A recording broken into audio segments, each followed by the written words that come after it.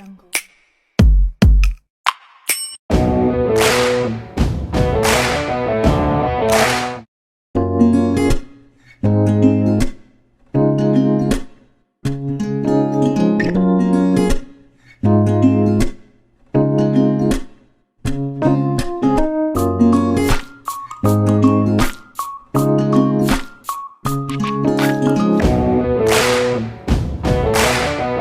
Pada perkara-perkara yang macam ni salah satunya ialah saya lebih suka untuk berkongsi lah. Bila dia minat, dia akan belajar betul-betul, dia akan apply dan gunakan apa dia dapat. Dia kena ada roh lah, roh pada seorang cikgu itu. Pertama minat lah. Kalau tak minat, kita dipaksa, dia tak akan ada jiwa guru tu. Kosong sekarang kita IR 4.0 ada setengah tempat dah IR 5.0. Maksudnya perubahan itu akan berlangsung atau berlaku dalam keadaan yang cepat. Cepat mesra dengan revolution 5.0 lah, bukan 4.0 lagi. Zaman kita dulu tak ada AI ni. Bermaksud guru hari ni tidak perlu takut lagi dengan digital ni. Komitmen kita, penglibatan kita, tumpuan kita khas kepada dunia kerjaya kita. Dari segi kerja, profesional dari segi kerja, tanggungjawab kita, sebab guru ni dianugerah dengan tanggungjawab tu. Sudah tentu kepribadian tu, dan sebenarnya kepribadian itu juga lah menjadi satu kayu ukur kepada murid-murid kita berjaya atau tidak. Itu penting pada saya. Seperti saya bagi tahu yang tadi lah, bila kita menjadi cikgu ni, daripada awal pagi tu dia dah tengok dah. Cikgu yang pertama masa kita 7.20, cikgu dah sampai awal.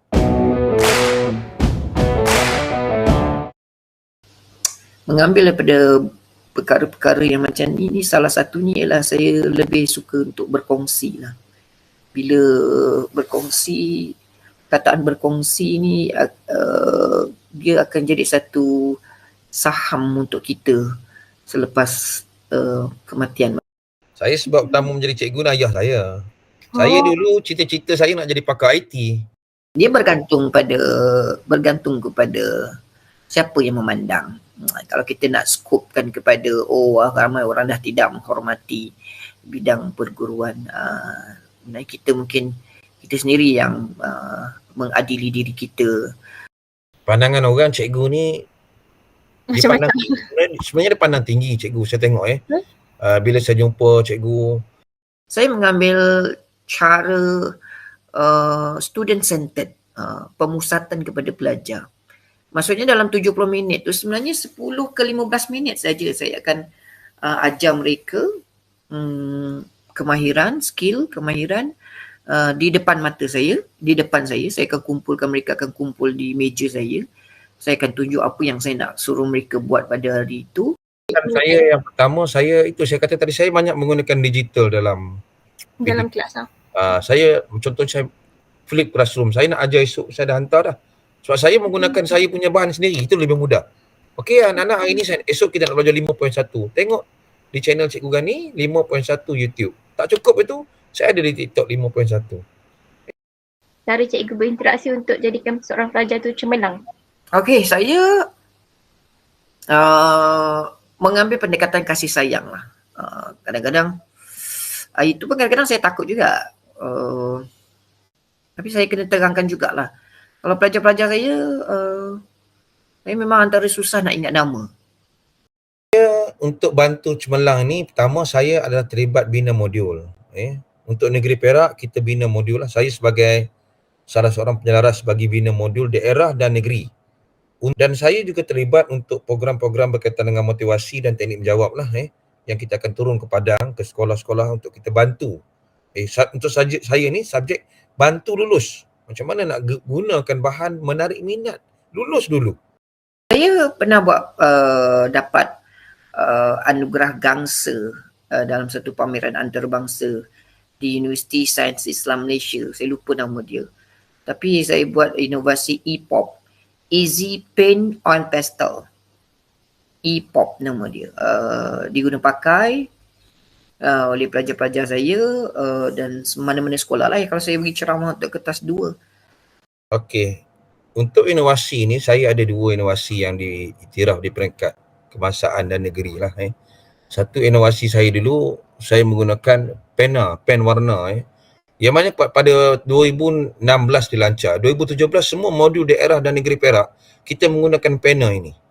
Menggunakan pena, maksudnya pelajar dibekalkan dengan pensel warna ataupun pen warna ataupun highlighter berwarna. Pilihlah mana yang mampu lah. Nak ke arah ICT tu tidak ada masalah sebenarnya, memang kita kena pergi, tetapi tetap kita kena berbalik pada asas. Sebagai contoh, dalam seni halus tu terbagi kepada 4 seni.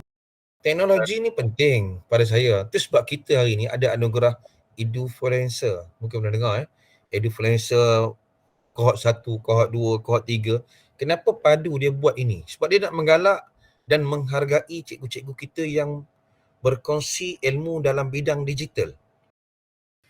Cabaran sekarang betullah dari segi keadaan kerja tu sendirilah, tuntutan masyarakat, kan, kehendak masyarakat. Ibu bapa yang hari ini bukan ibu bapa yang zaman 60-an, 70-an dulu. Ibu bapa hari ini adalah zaman yang sama zaman dengan saya, yang melihat tentang pencapaian, melihat tentang apa yang dulu mereka tak dapat tapi mereka nak kepada anak mereka. Bagi contoh.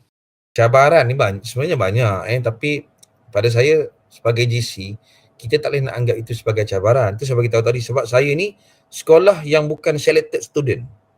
Itu cabaran saya satulah. Kita ada 10 kelas, guru sejarah yang agak terhad dan pelajar kita yang setakat satu kelas 40, 35, pelajar-pelajar yang tak minat. Sekarang macam mana kita nak narik minat? Itu cabaran kita. Macam mana kita nak tarik minat pelajar-pelajar ini? Nak cerita tentang nasihat, saya fikir ialah macam pada peringkat awal lah, sudah mula kena bersedia lah. Bersedia dengan sebarang kemungkinan. Kadang-kadang kalau peringkat kita masuk, kita mungkin degree ataupun degree bahagian pendidikan seni visual, tapi tidak seindah yang kita nampak apabila kita pergi mana-mana sekolah, tiba-tiba kita tak ajar pun pendidikan seni visual tu. Dan tapi kalau kita tak bersedia, kita dah mulalah merentan subjek pendidikan seni visual tapi kena mengajar bahasa Melayu sebagai contoh. Tiba-tiba kena mengajar sejarah sebagai contoh. Jadi nak atau tak nak, kalau sebagai nasihat pada saya ialah kita memang dah kena bersedia dengan sebarang kemungkinan. Dan tidak ada satu benda pun dalam dunia pendidikan ini dia bersifat statik.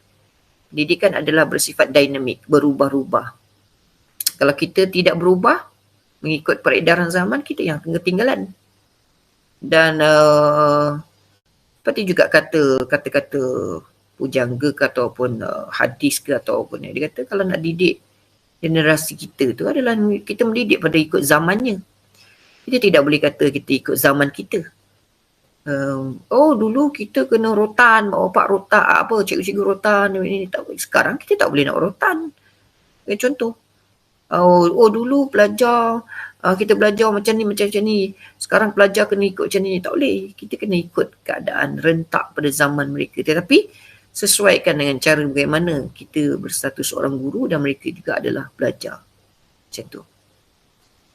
Nasihat saya tadi macam tadilah. Yang pertama, bila cikgu-cikgu, adik-adik ni ditempatkan di sekolah, yang pertama sekali kena cepat mesra. Mesra dengan iklim. Kita dapat sekolah yang berbeza. Mungkin Adila dapat sekolah SBP, Sophie dapat MRSM, Ku Aina dapat sekolah SMK biasa. Jadi kita tak boleh bandingkan. Setiap tempat tu environment dia berbeza, cara kita mengolah PDP juga berbeza. Jadi kita kena cepat sesuaikan dengan iklim. Kadang-kadang mungkin kita berasa keluarga kita agak selesa sikit dengan suasana kehidupan di bandar. Dapat sekolah kampung asli macam mana cikgu? Kawan saya jadi terkejut cikgu. Bila mengajar orang asli dia jadi terkejut, anxiety sekejap. Tapi dia kena terima lah, itu penempatan dia. Yang kedua, bila nak jadi cikgu yang baik ini, pertama kita dah ada ikrar kita, dalam lagu kita, lagu Kami Guru Malaysia ada amanah yang diberi, kita tak akan persiakan kan. Amanah itu cikgu, bila cikgu dah pegang amanah itu, akan memegang title guru, maka cikgu pastikanlah kena bawa nama guru, jaga nama sekolah, jaga. Jadi bila kita ada macam ni, secara tak langsung ada integriti juga.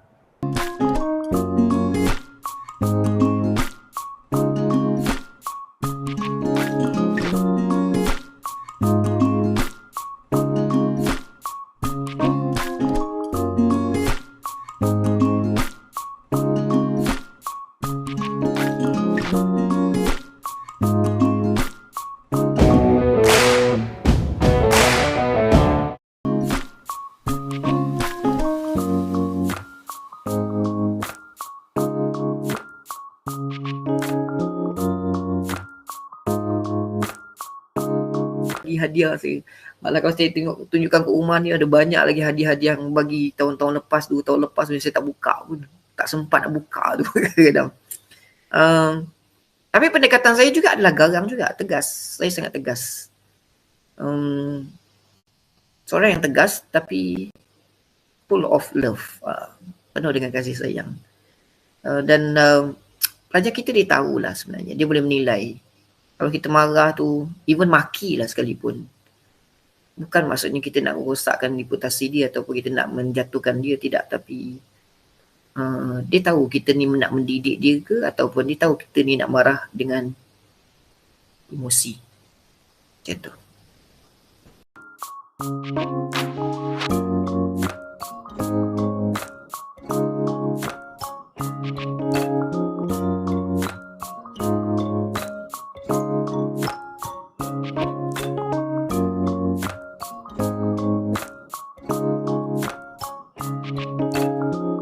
Bincang. Itu sebab saya bina YouTube tu.